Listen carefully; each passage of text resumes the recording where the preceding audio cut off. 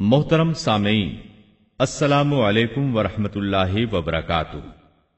کتاب و سنت کی اشاعت کے عالمی ادارے دارالسلام کی طرف سے آپ کی خدمت میں تخلیق کائنات اور تخلیق آدم علیہ السلام سے لے کر عیسیٰ علیہ السلام تک تمام انبیاء اور قوموں کا تذکرہ قصص الانبیاء پیش کیا جا رہا ہے۔ اب ہم آپ کو سناتے ہیں سیدنا ایوب علیہ السلام کا قصہ۔ ایوب علیہ السلام انبیاء کی جماعت میں سے ایک ہستی ہیں۔ اللہ تعالیٰ نے صبر کے معاملے میں بطور خاص ان کا تذکرہ فرمایا ہے، لوگوں کے لیے ایک مثال اور نمونہ ٹھہرایا ہے۔ آپ کا نسب نامہ یوں ہے: ایوب بن موس بن رازح بن عیس بن اسحاق بن ابراہیم علیہ السلام، یہ سیدنا اسحاق علیہ السلام کی نسل میں سے ہیں۔ ابراہیم علیہ السلام کے دو صاحبزادے تھے، اسماعیل علیہ السلام اور اسحاق علیہ السلام۔ ان کے بعد سب کے سب انبیاء کرام اسحاق علیہ السلام کی نسل سے تھے، سوائے نبی کریم صلی اللہ علیہ وسلم کے۔ آپ اکیلے سیدنا اسماعیل علیہ السلام کی نسل سے ہیں۔ اسحاق علیہ السلام کے بیٹے ہیں یعقوب علیہ السلام۔ انہی یعقوب علیہ السلام کو اسرائیل بھی کہا جاتا ہے۔ اسی نسبت سے بنی اسرائیل کا مطلب ہے یعقوب علیہ السلام کی آل اولاد۔ یعقوب علیہ السلام کے 12 بیٹے تھے۔ ان کے بیٹوں کو اسباط بھی کہتے ہیں۔ ان کا تذکرہ قرآن میں بھی آتا ہے۔ اب سوال یہ ہے کہ جن اسباط کا تذکرہ قرآن مجید میں انبیاء کرام علیہم السلام کے ساتھ کیا گیا ہے، کیا وہ یعقوب علیہ السلام کے بیٹے تھے یا ان بیٹوں کی اولاد میں سے تھے؟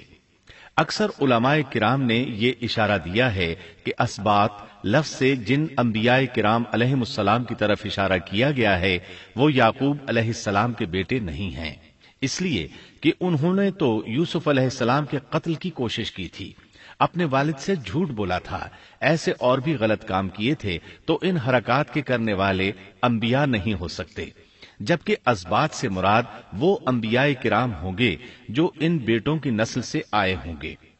بنی اسرائیل کے 12 قبیلے تھے اور قبیلے کو سبط بھی کہتے ہیں، اس لیے انہیں اسباط بھی کہا جاتا ہے، یعنی بنی اسرائیل ان قبیلوں میں تقسیم ہو گئے۔ اسی طرح سیدنا ایوب علیہ السلام سیدنا اسحاق علیہ السلام کی اولاد میں سے ہوئے۔ سورہ انعام آیت 84 میں اللہ فرماتے ہیں: وَمِن ذُرِّيَّتِهِ دَاوُودَ وَسُلَيْمَانَ وَأَيُّوبَ وَيُوسُفَ وَمُوسَى وَهَارُونَ، اور اس کی اولاد میں سے داود اور سلیمان اور ایوب اور یوسف اور موسیٰ اور ہارون۔ تو یہ سب کے سب سیدنا ابراہیم علیہ السلام کی نسل سے تھے۔ ایوب علیہ السلام بھی اللہ تعالیٰ کے نبی اور رسول تھے۔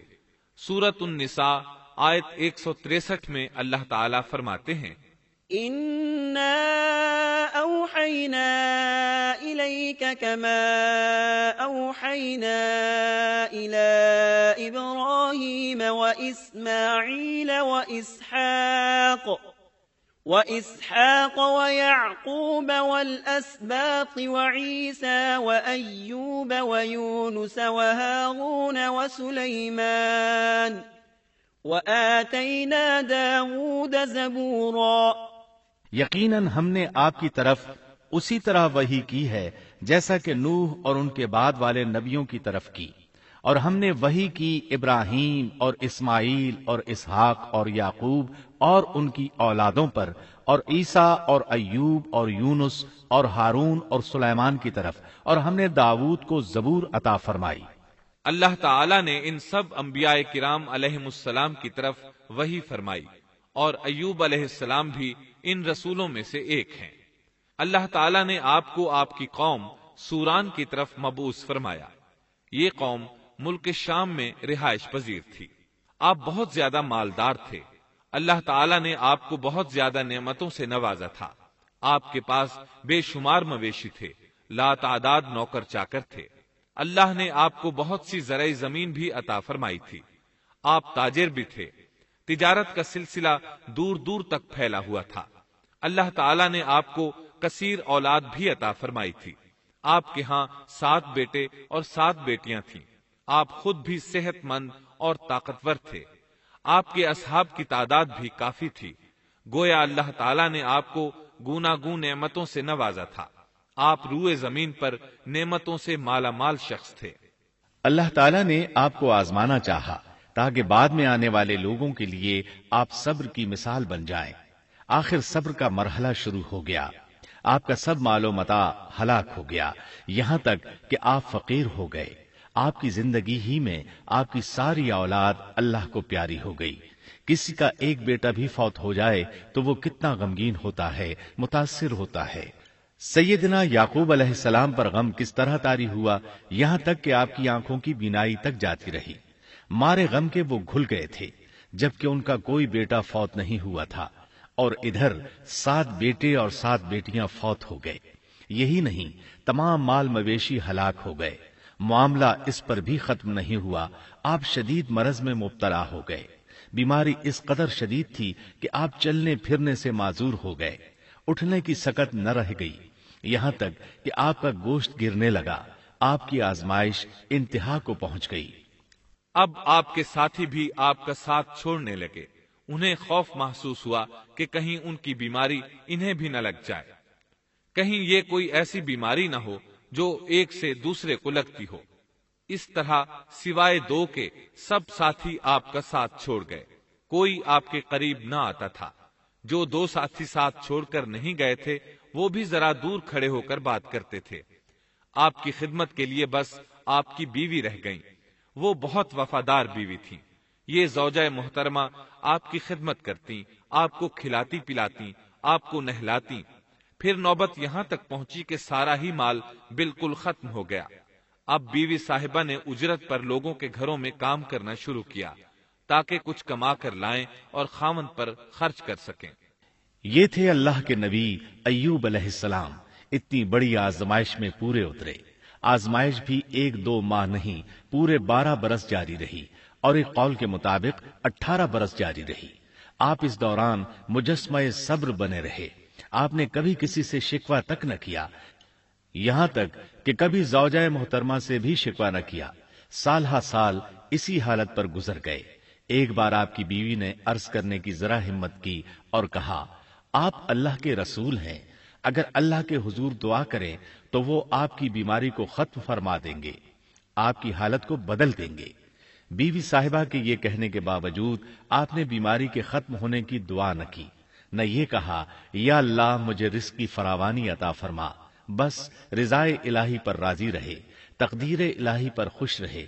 آپ نے بیوی سے فرمایا، ذرا بتاؤ تو ہم کتنا عرصہ خوشحالی اور فراوانی میں رہے ہیں، کتنا عرصہ ہم ناز و نعمت میں رہے ہیں؟ انہوں نے جواب دیا، 80 سال۔ یہ سن کر آپ نے فرمایا، مجھے اللہ تعالیٰ سے دعا کرتے حیا آتی ہے، جتنا عرصہ خوشحالی میں رہا اتنا عرصہ بیماری اور تنگ دستی میں نہیں گزرا، اس لیے میں ابھی یہ دعا نہیں کروں گا کہ وہ مجھے شفا عطا کر دے یا میری اس حالت کو بدل دے، وافر رزق عطا کرے، جب تک مجھ پر 80 سال نہ گزر جائیں۔ جس طرح میں 80 سال ناز و نعمت کی بہاریں دیکھتا رہا، اسی طرح 80 سال تک میں اسی حالت پر صبر کا دامن تھامے رہوں گا، تندرستی کا سوال نہیں کروں گا۔ آپ کے اس جواب پر بیوی صاحبہ مایوس ہو گئیں، اس لیے کہ انہیں تو بیماری کے ختم ہونے کی اور اچھے دنوں کے دوبارہ آنے کی امید تھی۔ آپ کی بات سن کر وہ بولیں، تب یہ آزمائش کی گھڑی کب ختم ہوگی؟ چونکہ اس بات سے اللہ تعالیٰ کی ناشکری ہوتی تھی، اس لیے ایوب علیہ السلام ناراض ہو گئے۔ انہوں نے اللہ کے نام کی قسم کھائی کہ اگر اللہ تعالیٰ نے مجھے شفا عطا فرمائی تو میں انہیں 100 کوڑے ماروں گا۔ دوسری طرف نوبت یہاں تک پہنچی کہ لوگوں نے آپ کی بیوی صاحبہ کو کام دینے سے انکار کرنا شروع کر دیا۔ ان کا خیال تھا کہیں ان کے شوہر کی بیماری انہیں بھی نہ لگ جائے۔ وہ سمجھتے تھے کہ ایوب علیہ السلام کی بیماری چھوت کی ہے، لہٰذا یہ بیماری ان کی بیوی کے واسطے سے انہیں بھی لگ سکتی ہے۔ جب معاملہ یہاں تک پہنچ گیا تب آپ نے ایک چھوٹی سی بات کہی، اس میں بھی کوئی واضح دعا نہیں تھی، جبکہ اس وقت سے بڑھ کر دعا کے لیے کون سا وقت ہو سکتا تھا؟ آپ کی اس بات کو اللہ تعالیٰ نے قرآن مجید میں بیان فرمایا ہے۔ سورہ انبیاء آیت 83 میں ہے، وَأَيُّوبَ إِذْ نَادَى رَبَّهُ أَنِّي مَسَّنِيَ الضُّرُّ وَأَنْتَ أَرْحَمُ الرَّاحِمِينَ۔ اور ایوب کی اس حالت کو یاد کرو جبکہ اس نے اپنے پروردگار کو پکارا کہ مجھے یہ بیماری لگ گئی ہے اور تو رحم کرنے والوں سے زیادہ رحم کرنے والا ہے۔ مجھے آزمائش نے آ لیا ہے اور تو ارحم الراحمین ہے۔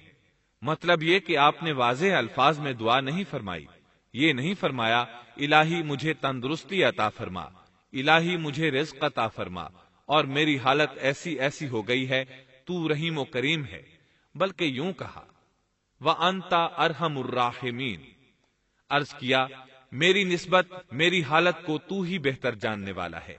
اللہ تعالی نے دوسری آیت میں آپ کی حالت کو اس طرح بیان کیا ہے۔ سورہ صاد آیت 41 میں اللہ تعالی فرماتے ہیں وَاذْكُرْ عَبْدَنَا أَيُّوبَ إِذْ نَادَى رَبَّهُ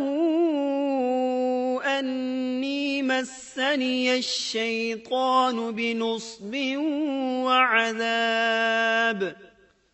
اور ہمارے بندے ایوب کا بھی ذکر کر جبکہ اس نے اپنے رب کو پکارا کہ مجھے شیطان نے رنج اور دکھ پہنچایا ہے۔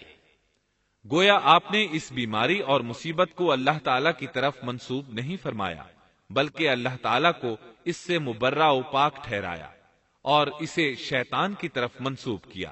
یوں نہیں کہا اللہ تو نے مجھے مصیبت میں ڈال دیا، بلکہ اس کو غیر اللہ یعنی شیطان کی جانب منسوب کیا۔ حدیث میں بھی اسی طرح آتا ہے وَالشَّرُّ لَيْسَ إِلَيْكَ، برائی تیری طرف سے نہیں ہے۔ آپ نے اپنی حالت کو بھی ایسے ہی پیش کیا اور یوں عرض کیا أَنِّي مَسَّنِيَ الضُّرُّ وَأَنْتَ أَرْحَمُ الرَّاحِمِينَ۔ اللہ تعالیٰ نے آپ کی التجا کو اسی لمحے شرف قبولیت سے نوازا۔ کتنے ہی موقع ایسے آئے تھے کہ اس سے قبل بھی آپ دعا کر سکتے تھے اور وہ قبول ہو جاتی، لیکن آپ نے صبر کا دامن تھامے رکھا۔ اسی لیے مدتوں سے ضرب المثل چلی آ رہی ہے صبر ایوب۔ جب آپ نے اپنے پروردگار سے اس انداز میں دعا مانگی تو اللہ تعالیٰ نے ان سے آزمائش ختم کر دی۔ اللہ تعالیٰ سورہ صاد آیت 42 میں فرماتے ہیں اركض برجلك هذا مغتسل بارد وشراب، اپنا پاؤں مارو، یہ نہانے اور پینے کے لیے ٹھنڈا پانی ہے۔ جب انہوں نے پاؤں زمین پر مارا تو پانی کا چشمہ جاری ہو گیا۔ علماء کرام کہتے ہیں جب انہوں نے اس پانی سے غسل کیا تو جسم کے بیرونی حصے سے بیماری ختم ہو گئی، اور جو ہی پانی پیا جسم کے اندرونی حصے کی بیماری ختم ہو گئی، اور یہ اللہ عز و جل کا عظیم احسان ہے۔ پھر سے بالکل تندرست بن گئے، ان کی صحت و توانائی لوٹ آئی، ایسے صحت مند ہو گئے جیسے پہلے کبھی ہوا کرتے تھے۔ ان کی زوجہ محترمہ باہر سے گھر آئیں تو بالکل نہ پہچان سکیں۔ ان سے پوچھنے لگیں کیا آپ نے اللہ کے نبی میرے خاوند یعنی مرض میں مبتلا شخص کو دیکھا ہے؟ اللہ کی قسم جب میرے خاوند صحت مند تھے تو بالکل آپ جیسے تھے، میں نے آپ سے بڑھ کر ان سے ملتا جلتا آدمی آج تک نہیں دیکھا۔ اس پر ایوب علیہ السلام بولے کیا تم نے مجھے پہچانا نہیں؟ انہوں نے حیران ہو کر پوچھا آپ کون ہیں؟ تب وہ بولے میں ایوب ہوں۔ وہ بولی سبحان اللہ، اس کا مطلب ہے بیماری ختم ہو گئی، اللہ تعالیٰ کا احسان ہو گیا۔ اس کے بعد اللہ تعالیٰ نے انہیں اہل و عیال کی نعمتیں بھی لوٹا دیں، ان کے مویشی بھی انہیں واپس مل گئے۔ سیدنا ابن عباس رضی اللہ عنہما فرماتے ہیں اللہ تعالیٰ نے صرف انہیں ہی اپنے فضل و کرم سے نہیں نوازا بلکہ ان کے ساتھ ان کی اہلیہ کو بھی اپنے خاص فضل و کرم سے نوازا، اس لیے کہ انہوں نے بھی اس عظیم آزمائش میں صبر کیا تھا، عظیم صبر کا مظاہرہ کیا تھا۔ اللہ تعالیٰ نے ان کی جوانی کو بھی لوٹا دیا۔ ان سے سیدنا ایوب علیہ السلام کے ہاں 26 بیٹے بیٹیاں پیدا ہوئے۔ یہ روایت بھی ملتی ہے کہ 26 بیٹے ہی بیٹے تھے۔ بیٹیاں اس کے علاوہ تھیں۔ اللہ تعالیٰ سورہ انبیاء آیت 84 میں فرماتے ہیں، وَآتَيْنَاهُ أَهْلَهُ وَمِثْلَهُم مَّعَهُمْ رَحْمَةً مِّنْ عِندِنَا وَذِكْرَىٰ لِلْعَابِدِينَ۔ ہم نے اس کو اہل و عیال عطا فرمائے، بلکہ ان کے ساتھ ویسے ہی اور اپنی خاص مہربانی سے، تاکہ سچے بندوں کے لیے سبب نصیحت ہو۔ مطلب یہ کہ ان کی جوانی واپس کر دی، مال و دولت لوٹا دیا، اور یہ چیزیں انہیں فوراً واپس کر دی تھیں۔ جسمانی صحت بھی واپس فرمائی اور دنیاوی دولت بھی واپس کر دی۔ امام بخاری، امام احمد اور دیگر محدثین نبی کریم صلی اللہ علیہ وسلم سے روایت بیان کرتے ہیں کہ نبی کریم صلی اللہ علیہ وسلم نے فرمایا، جب سیدنا ایوب علیہ السلام غسل فرما رہے تھے تو ان پر ٹڈیوں کی موسلا دھار بارش ہونے لگی۔ یہ ٹڈیاں کیا تھیں؟ وہ سونے کی ٹڈیاں تھیں۔ اللہ تعالیٰ ان کو غسل کے دوران ہی اتارنے لگے۔ ایوب علیہ السلام نے ان کو کپڑے میں جمع کرنا شروع کیا۔ اس پر اللہ تعالیٰ نے فرمایا، اے ایوب، کیا میں نے تجھے مالدار نہیں بنا دیا؟ اس نئے نازل ہونے والے مال سے بے پرواہ نہیں بنا دیا؟ ایوب علیہ السلام نے عرض کیا، جی ہاں میرے پروردگار، لیکن میں آپ کی رحمت اور برکت سے تو بے پرواہ نہیں ہو سکتا۔ بلا یا رب ولكن لا غنى لي عن برکتک۔ ہاں اے رب، لیکن میں تیری برکت سے دور کیسے رہ سکتا ہوں؟ ان کا مال و دولت سب واپس مل گیا، اہل و عیال بھی مل گئے، صحت بھی پلٹ آئی۔ یہ سب اللہ کے خاص فضل و کرم سے تھا اور اس عظیم صبر کے صلے میں تھا جو انہوں نے کیا تھا۔ اللہ تعالیٰ نے ان کی اہلیہ محترمہ پر بھی نرمی فرمائی، جیسا کہ سورہ صاد آیت 44 میں فرماتے ہیں، وَخُذْ بِيَدِكَ ضِغْثًا، اور اپنے ہاتھ میں تنکوں کی ایک جھاڑو پکڑو۔ بالکل باریک تنکوں کی ایک جھاڑو لو، اس میں 100 تنکے ہوں، ان کو اکٹھا کر لو۔ اس کے بعد فرمایا، فَاضْرِب بِّهِ وَلَا تَحْنَثْ، جھاڑو سے اسے مار اور قسم کے خلاف نہ کر۔ مطلب یہ کہ ایوب علیہ السلام نے اپنی بیوی کو 100 کوڑے مارنے کی قسم کھائی تھی۔ اللہ نے یہ تدبیر سمجھائی کہ 100 تنکوں کا جھاڑو لے کر ایک بار انہیں مارو اور قسم پوری کرو، قسم کی خلاف ورزی نہ کرو۔ اس طرح آپ کی قسم بھی پوری ہو جائے گی اور بیوی کو بھی تکلیف نہیں پہنچے گی۔ تو اس طرح اللہ تعالیٰ نے ان کی زوجہ محترمہ پر خاص مہربانی فرمائی۔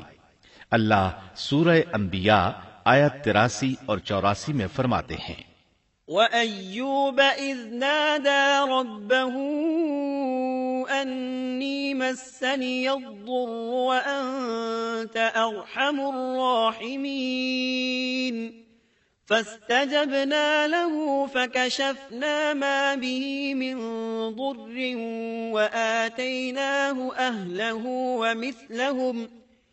وَمِثْلَهُمْ مَعَهُمْ رَحْمَةً مِّنْ عِنْدِنَا وَذِكْرَىٰ لِلْعَابِدِينَ۔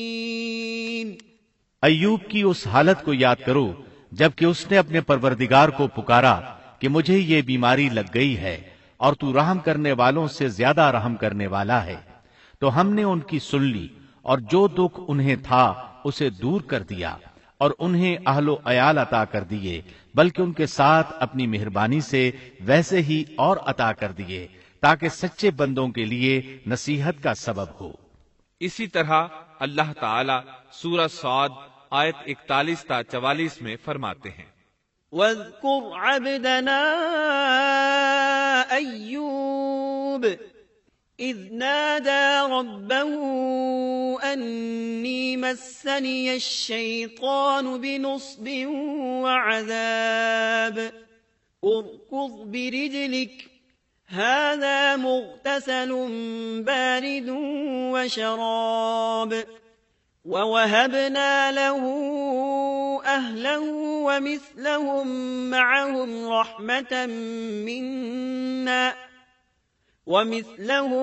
مَّعَهُمْ رَحْمَةً مِّنَّا وَذِكْرَىٰ لِأُولِي الْأَلْبَابِ۔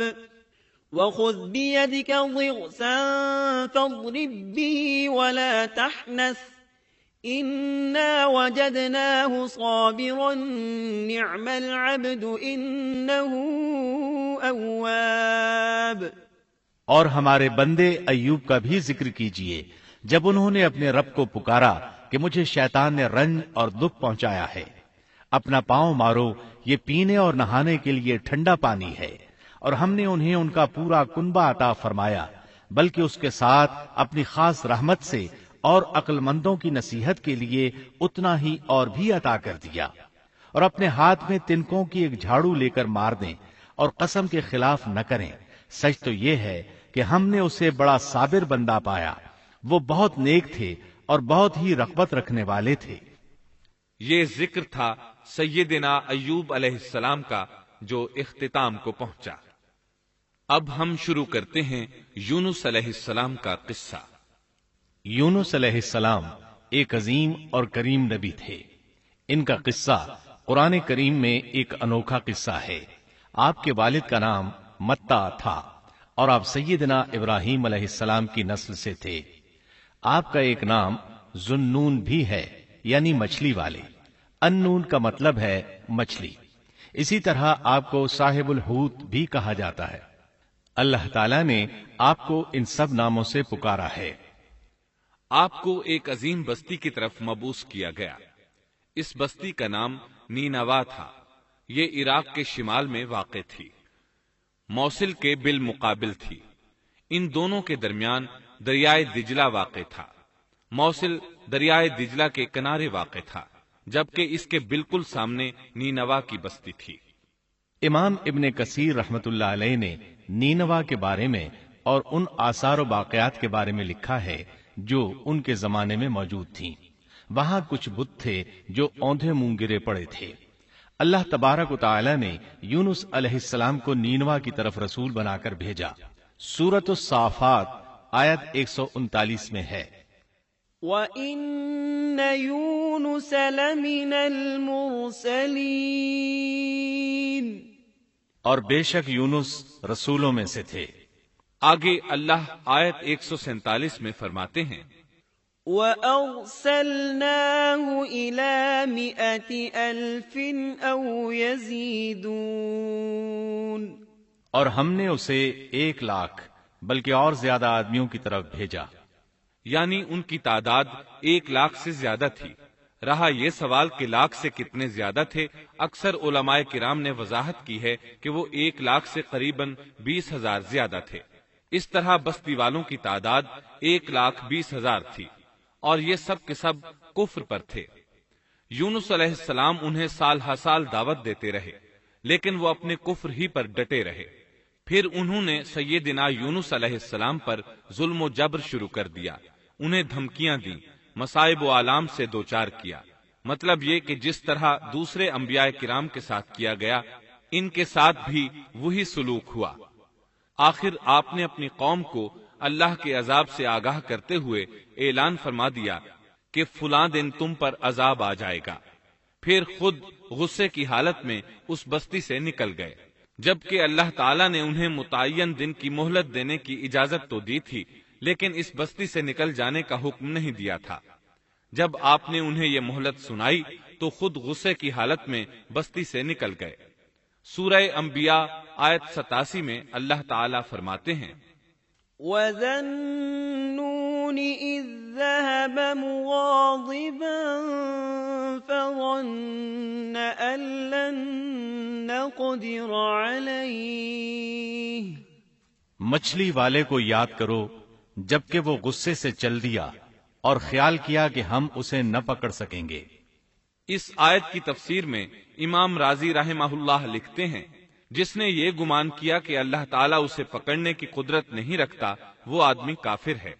سیدنا امیر معاویہ رضی اللہ عنہ سے روایت ہے، انہوں نے سیدنا ابن عباس رضی اللہ عنہما سے کہا، آج رات قرآن کریم کی چند آیات کے معانی میں میں الجھ کر رہ گیا ہوں، مجھے کوئی راستہ سجھائی نہیں دے رہا کہ اس الجھن سے کس طرح نکلوں۔ مجھے بس آپ ایسے نظر آتے ہیں جو ان آیات کا مطلب بتا سکتے ہیں، کم از کم میں ان آیات کی تفسیر اور تعبیر نہیں سمجھ سکا۔ ابن عباس رضی اللہ عنہما نے پوچھا وہ کون سی آیات ہیں؟ سیدنا امیر معاویہ رضی اللہ عنہ کہنے لگے یونس علیہ السلام کا یہ خیال کرنا کہ اللہ تعالیٰ ان پر قدرت نہیں رکھتے، یہ سن کر سیدنا ابن عباس رضی اللہ عنہما نے فرمایا اس سے مراد یہ نہیں، یہ لفظ قدر یہاں تنگی کے معنی میں آیا ہے، قدرت اور طاقت رکھنے کے معنی میں نہیں۔ اللہ تعالیٰ نے قدر بمعنی تنگی اور قدر بمعنی قدرت دونوں کا استعمال کیا ہے۔ تنگی کے معنی کی مثال سورۃ الطلاق آیت نمبر 7 میں ہے، وَمَن قُدِرَ عَلَيْهِ رِزْقُهُ فَلْيُنفِقْ مِمَّا آتَاهُ اللَّهُ، اور جس پر اس کے رزق کی تنگی کی گئی ہو اسے چاہیے کہ جو کچھ اللہ تعالیٰ نے اسے دے رکھا ہے اسی میں سے اپنی حیثیت کے مطابق دے۔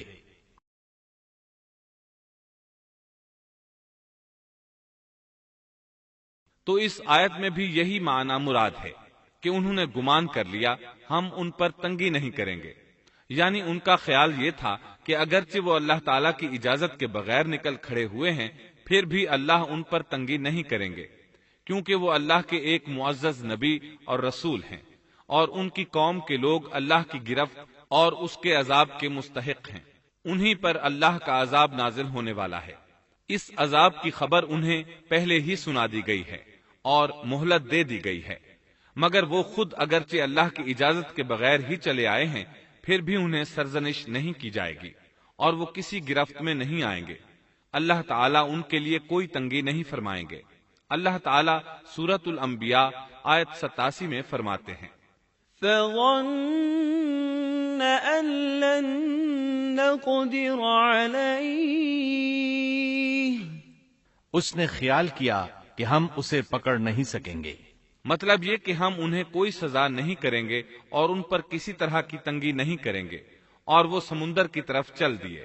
انہی دنوں میں عذاب الہی کی کچھ علامات نینوا بستی پر ظاہر ہونا شروع ہو گئیں۔ ایک بہت بڑا سیاہ بادل ان کی طرف بڑھنے لگا، اس بادل میں آگ کے شعلے دکھائی دینے لگے۔ ان لوگوں نے یہ بادل ان متعین دنوں میں سے پہلے ہی دن دیکھ لیا۔ اس کو دیکھتے ہی وہ سمجھ گئے کہ جس طرح سیدنا یونس علیہ السلام نے انہیں آگاہ کیا تھا یہ عذاب ان پر نازل ہو کر رہے گا، اور جو عذاب سیدنا لوط علیہ السلام کی قوم پر آیا تھا وہ اس کے بارے میں بھی اچھی طرح جانتے تھے۔ وہ بستی ان کی بستی کے قریب ہی تھی، اس لیے وہ ڈر گئے۔ ان کے سردار جمع ہوئے اور کہنے لگے، جیسے تم سے پہلے لوگوں پر عذاب اترا کرتے تھے تم پر بھی یہ نازل ہو کر رہے گا، جلدی کرو، سب جمع ہو جاؤ۔ چنانچہ انہوں نے اس بات پر اتفاق کر لیا کہ سیدنا یونس علیہ السلام نے بالکل سچ فرمایا تھا۔ اللہ کی قسم، یہ بالکل وہی عذاب ہے، تم اللہ کے عذاب سے نجات نہیں پا سکو گے۔ اس سے بچنے کی ایک ہی صورت ہے کہ تم ایمان لے آؤ اور توبہ کر لو۔ اس طرح وہ سب کے سب ایمان لے آئے، لیکن سیدنا یونس علیہ السلام وہاں موجود نہیں تھے۔ ان کی عدم موجودگی میں یہ سب کے سب یعنی 1,20,000 افراد ایمان لے آئے۔ انہوں نے پیوند لگے کپڑے پہنے اور اللہ کے حضور عاجزی، انکساری اور آہوزاری شروع کر دی، رونے لگے، اللہ سے بخشش مانگنے لگے، پھر اسی حالت زار میں باہر کھلے میدان کی طرف نکل آئے۔ ان کے سرداروں نے سب کو الگ الگ کر دیا، یہاں تک کہ ماں اور بیٹے کو بھی جدا کر دیا۔ سب اپنی اپنی جگہ پر یعنی ماں اپنی جگہ پر اور بیٹا اپنی جگہ پر آہوزاری کرنے لگے تاکہ ان پر اللہ تعالی کی رحمت نازل ہو جائے۔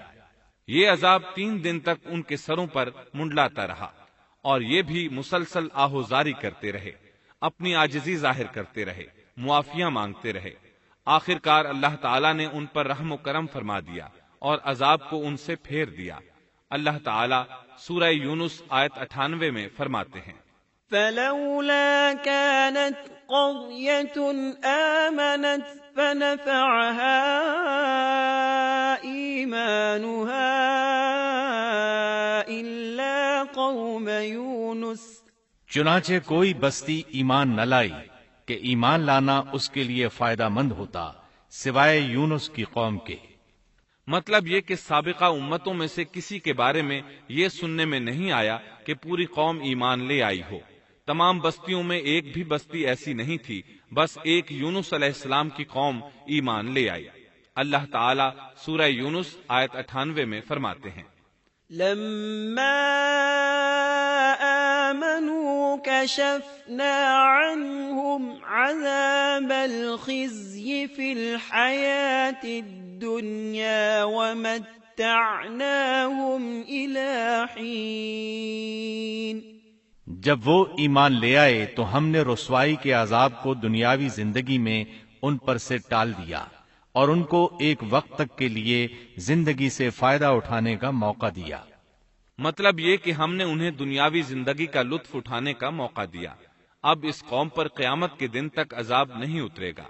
علامہ ابن کثیر رحمت اللہ علیہ فرماتے ہیں، اس آیت کریمہ کا مفہوم یہ ہے کہ کسی بستی کے تمام باشندے کسی نبی پر کبھی ایمان نہیں لائے، یا تو سب نے کفر کیا یا پھر اکثر نے کفر کیا۔ لیکن یونس علیہ السلام کی قوم واحد ایسی قوم ہے جو تمام کی تمام عذاب الہی کے آثار دیکھ کر ایمان لے آئی۔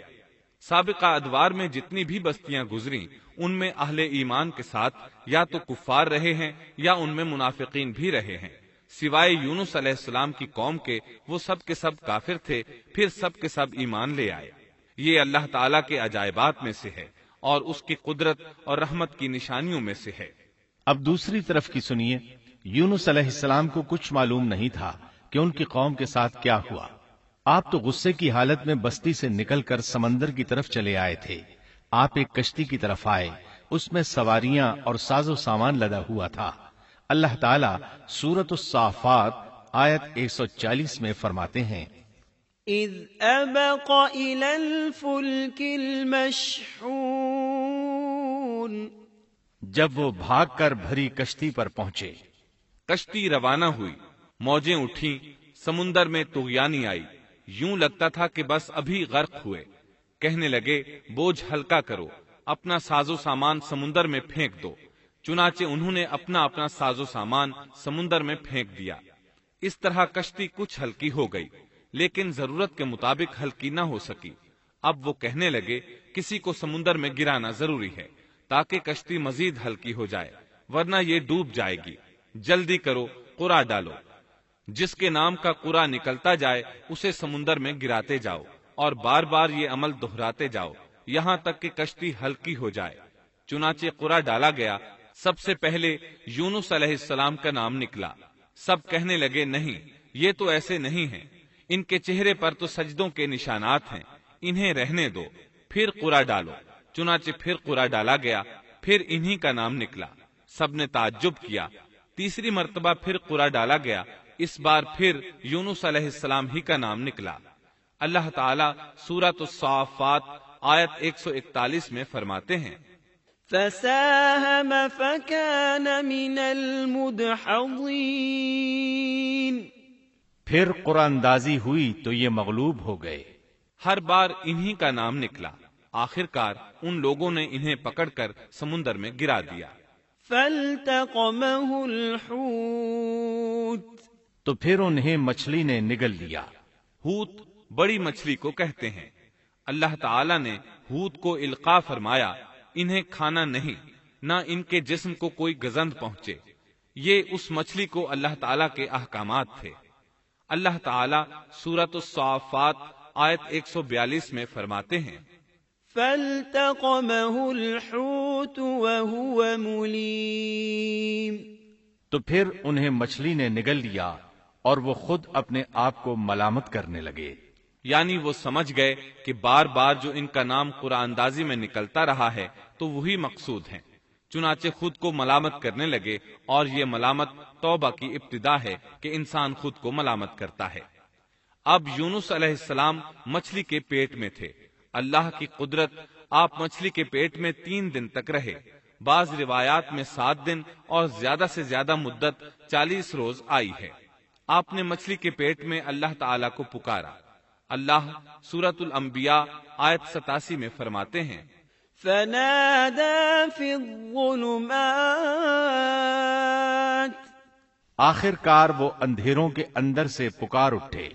علماء نے یہاں 3 اندھیروں کا ذکر کیا ہے، مچھلی کے پیٹ کا اندھیرا، سمندر کا اندھیرا اور رات کا اندھیرا، گویا ان پر یہ سارے اندھیرے اکٹھے ہو گئے تھے۔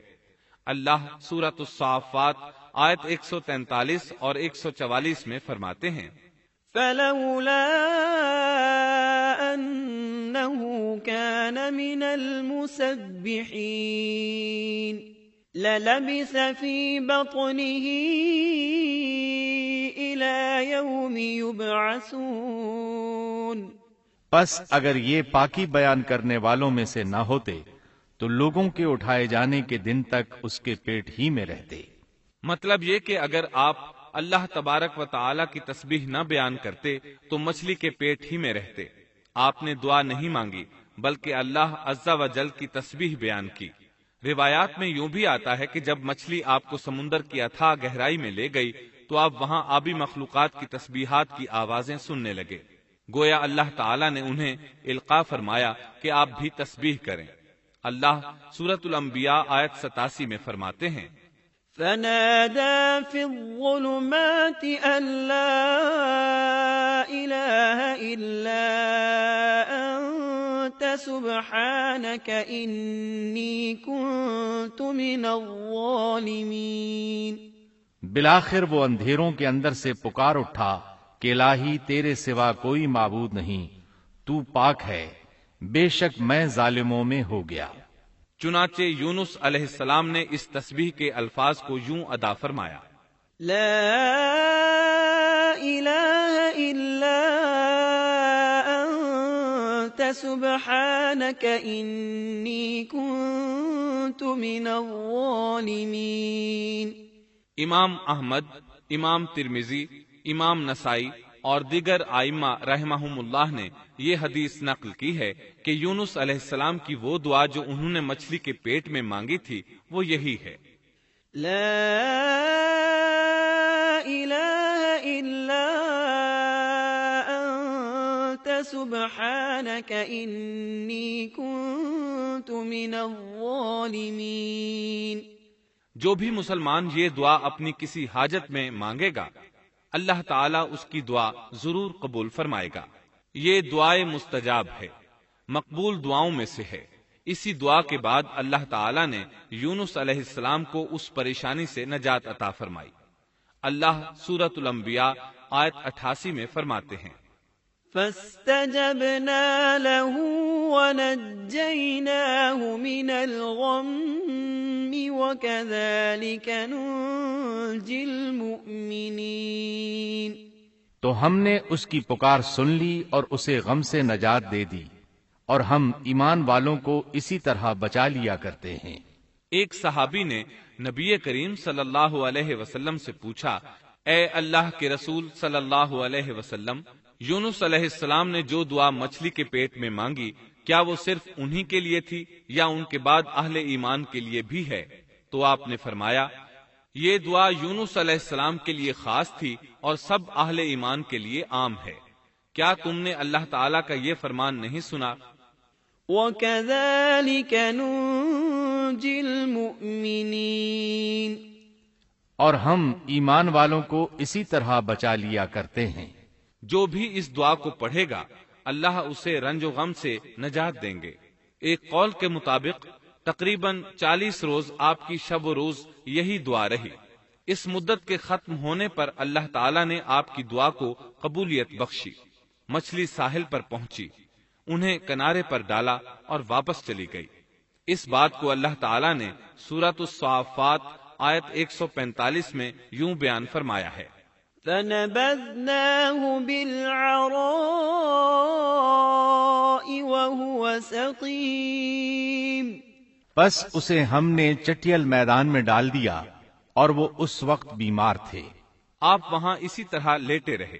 پھر اللہ کی قدرت سے آپ کے قریب ایک بیلدار درخت اگا، جیسا کہ سورۃ الصافات آیت 146 میں ہے، وَأَنبَتْنَا عَلَيْهِ شَجَرَةً مِّن يَقْطِينٍ۔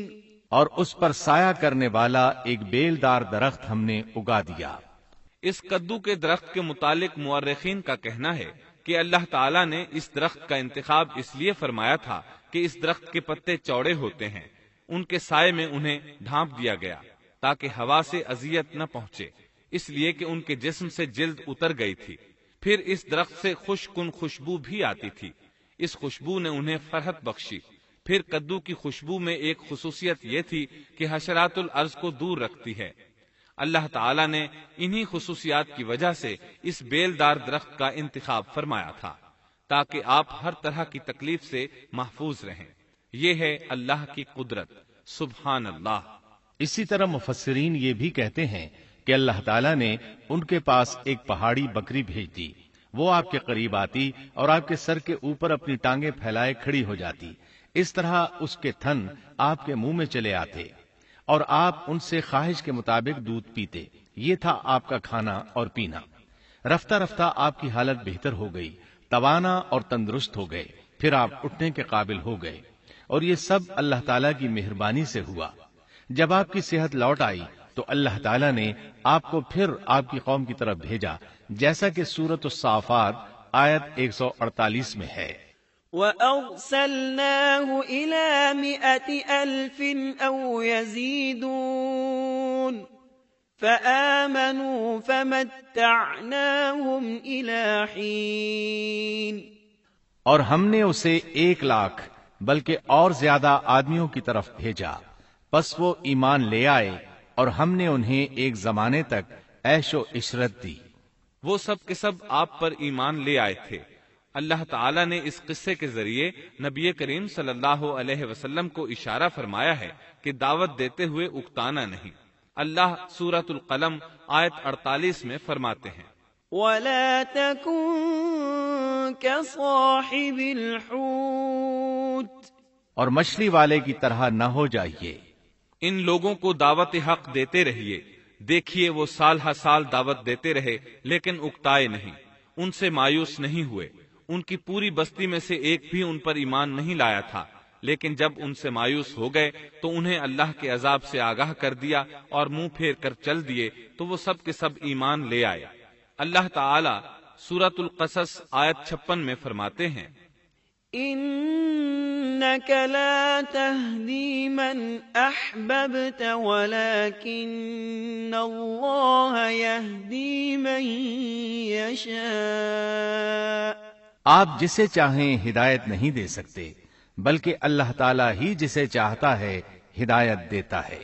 اس قصے میں بہت بڑا سبق ہے کہ کسی بھی حالت میں اللہ کی رحمت سے مایوس نہیں ہونا چاہیے اور نہ ہدایت کے معاملے میں اپنی ذات پر بھروسہ کرنا چاہیے۔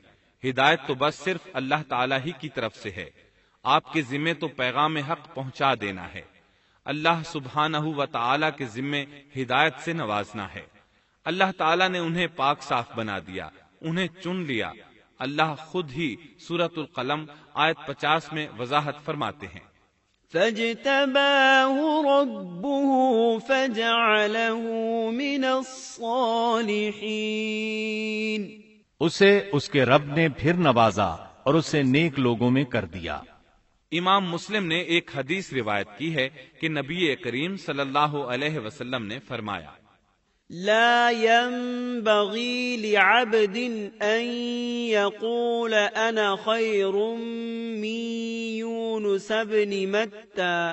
تم میں سے کوئی شخص ہرگز یہ نہ کہے کہ میں یعنی محمد یونس بن متی سے بہتر ہوں، یعنی یوں نہ کہے کہ میں سیدنا یونس علیہ السلام سے افضل ہوں۔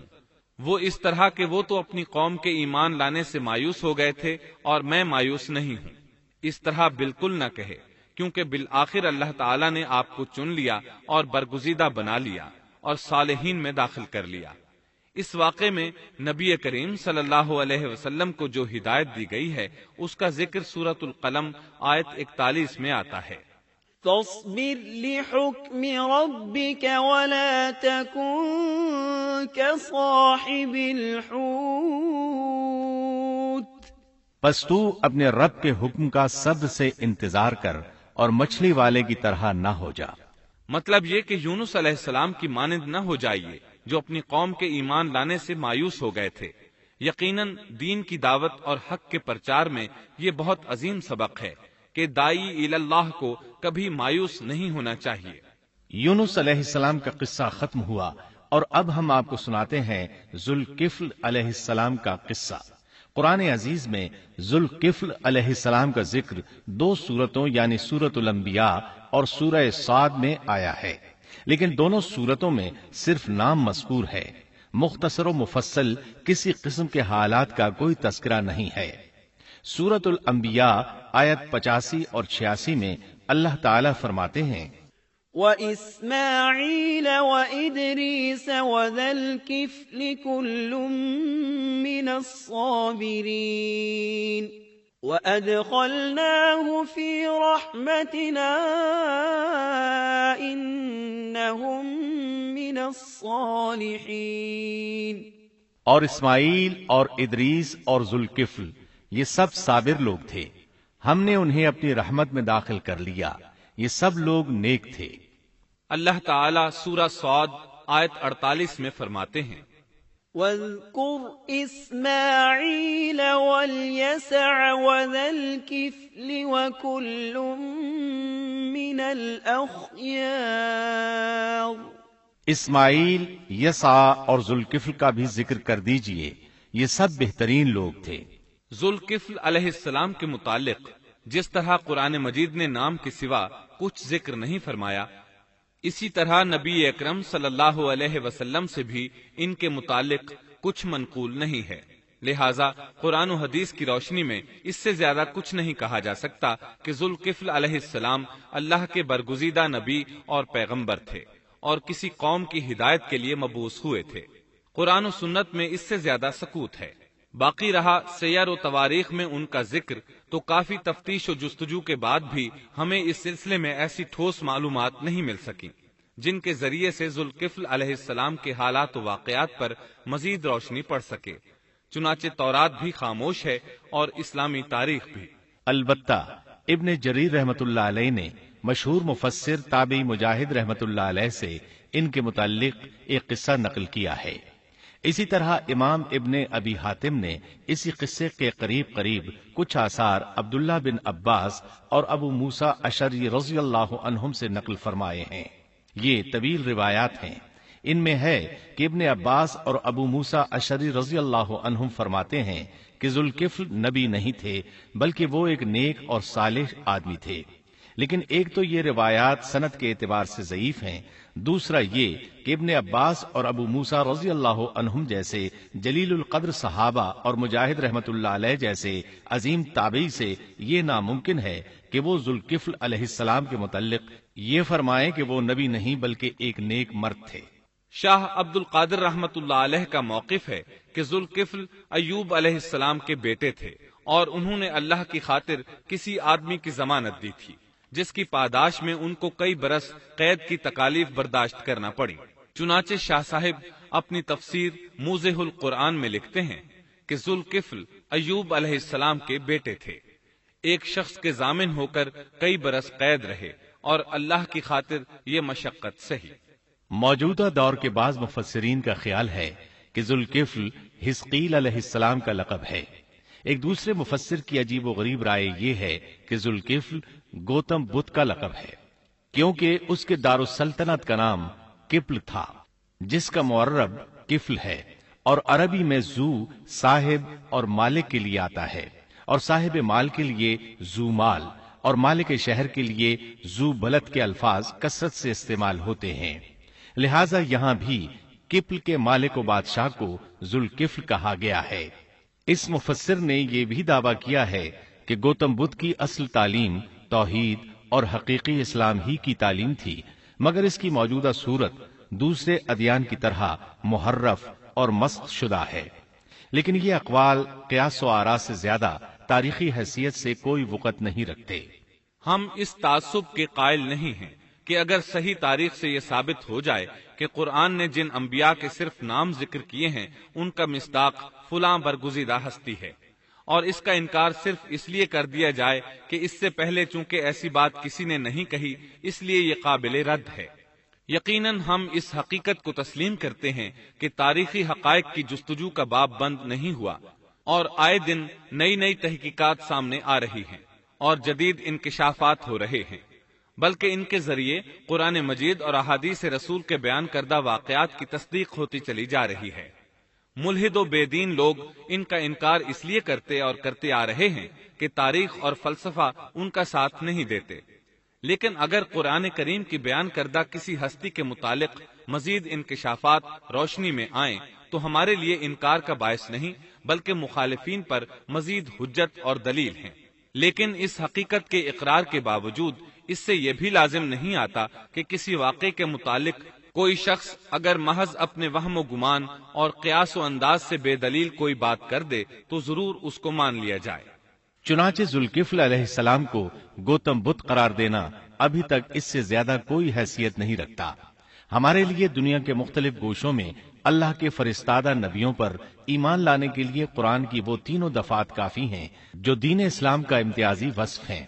سورۃ الفاتر آیت 24 میں اللہ تعالیٰ فرماتے ہیں، وَإِن مِّنْ أُمَّةٍ إِلَّا خَلَا فِيهَا نَذِيرٌ، اور کوئی امت ایسی نہیں ہوئی جس میں کوئی ڈر سنانے والا نہ گزرا ہو۔ سورۃ المومن آیت 78 میں اللہ تعالیٰ فرماتے ہیں، مِّنْهُم مَّن قَصَصْنَا عَلَيْكَ وَمِنْهُم مَّن لَّمْ نَقْصُصْ عَلَيْكَ، بعض انبیاء کے واقعات ہم آپ کو بیان کر چکے ہیں اور ان میں سے بعض کے قصے تو ہم نے آپ کو بیان ہی نہیں کیے۔ سورۃ البقرہ آیت 136 میں اللہ تعالیٰ فرماتے ہیں، لا نفرق بین احد من رسله، ہم رسولوں میں سے کسی کے درمیان فرق نہیں کرتے۔ اس لیے ایک مومن کا یہ عقیدہ ہونا چاہیے کہ ہم اللہ کے انبیاء میں سے کسی نبی کے درمیان کوئی فرق نہیں کرتے، یعنی تمام انبیاء پر ایمان لاتے ہیں۔ اس صاف اور واضح عقیدے کے بعد اگر ہمارے سامنے کسی ملک اور کسی خطے کے انبیاء اور رسول کے واقعات نہیں بھی آئے تو اس کے اسباب و وجوہات اور ہیں، لیکن جہاں تک ان پر ایمان لانے کا تعلق ہے وہ اختصار سے بھی کافی ہے، اور ان کی تفصیلات سے آگاہی ہماری رشد و ہدایت کے مقاصد یعنی اللہ پر ایمان اور نیک اعمال کے لیے ضروری نہیں ہے، خصوصاً جبکہ اللہ تعالیٰ نے ہم پر یہ حقیقت بھی قرآن مجید میں واضح کر دی ہے کہ نبی اکرم صلی اللہ علیہ وسلم خاتم النبیین ہیں اور تمام سچے ادیان کی صحیح اور حقیقی تعلیم کی تصدیق کر کے ان کو بلند درجات کے درجہ کمال تک پہنچانے والے ہیں، جیسا کہ سورۃ المائدہ آیت 3 میں اللہ تعالیٰ فرماتے ہیں، اليوم اکملت لکم دینکم واتممت علیکم نعمتی ورضیت لکم الاسلام دینا، آج میں نے تمہارے لیے دین کو کامل کر دیا اور تم پر اپنا انعام بھرپور کر دیا اور تمہارے لیے اسلام کے دین ہونے پر رضامند ہو گیا۔ خلاصہ کلام یہ کہ ہمیں یہ تسلیم ہے کہ ہندوستان میں بھی اللہ کے سچے نبی اور پیغمبر مبعوث ہوئے، بلکہ سیرت نگاروں کی روایات کے مطابق ابو البشر آدم علیہ السلام اسی ہندوستان کے کسی گوشے میں اتارے گئے، لیکن جب تک قرآن و حدیث کی صراحت یا تاریخ کے صحیح دلائل و براہین سے یہ ثابت نہ ہو جائے کہ ذوالکفل گوتم بدھ کا لقب ہے، محض قیاس و آراء کی بنا پر ہم اس کو تسلیم نہیں کرتے، کیونکہ جس طرح کسی نبی کو نہ ماننا کفر کی راہ ہے، اسی طرح کسی غیر نبی کو نبی تسلیم کرنا بھی باطل ہے۔